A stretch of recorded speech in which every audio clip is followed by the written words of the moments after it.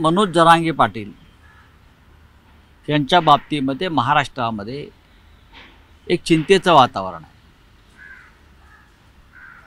आरक्षणाबाबतीत 10% आरक्षण वाढवलं, विधिमंडळाने कायदा पास केला, पण हे आरक्षण टिकेल का, अशा प्रकारची भूमिका मनोज जरांगे पाटील यांची आहे आणि ती योग्य आहे।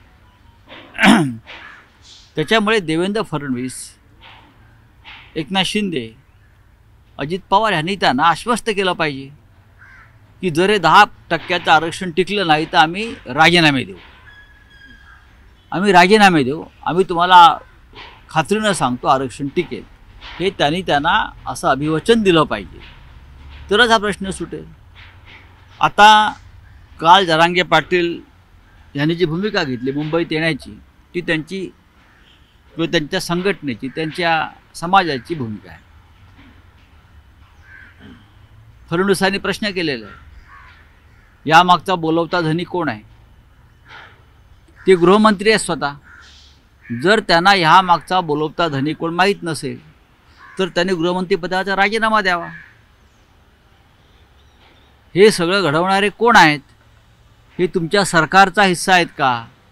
तुमच्या आजूबाजूला कोणी बसले आहेत का, ज्यांना महाराष्ट्र अस्थिर अस्वस्थ करून काही वेगळं राजकारण करायचं आहे? गृहमंत्री म्हणजे तुम्हाला जमत नसेल, मग गृहमंत्रीपद तुमच्याकडे असून काय फक्त गोट्या खेळायला आहे? आणि जरांगे पाटलांच्या बाबतीत जर माहिती हवी असेल, त्यांचे फोन वगैरे नक्कीच टॅप केले असतील, त्यासाठी रश्मी शुक्लांना बसवलं आहे। अनुभवी आहेत त्या या बाबतीत, कोण कोणाला फोन करत आहे, कोण कोणाशी बोलत आहे, कोण कोणाला सपोर्ट करत आहे, हे या राज्यामध्ये रश्मी शुक्ला DG यांच्यापेक्षा जास्त कोणाला माहीत असणार।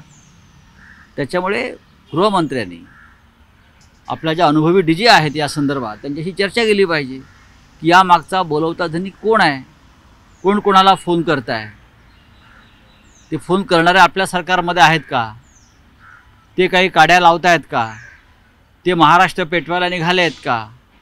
या संदर्भात जर राज्याच्या गृहमंत्र्यांकडे माहिती नसेल तर मला असं वाटतं हे राज्याचं दुर्दैव आहे।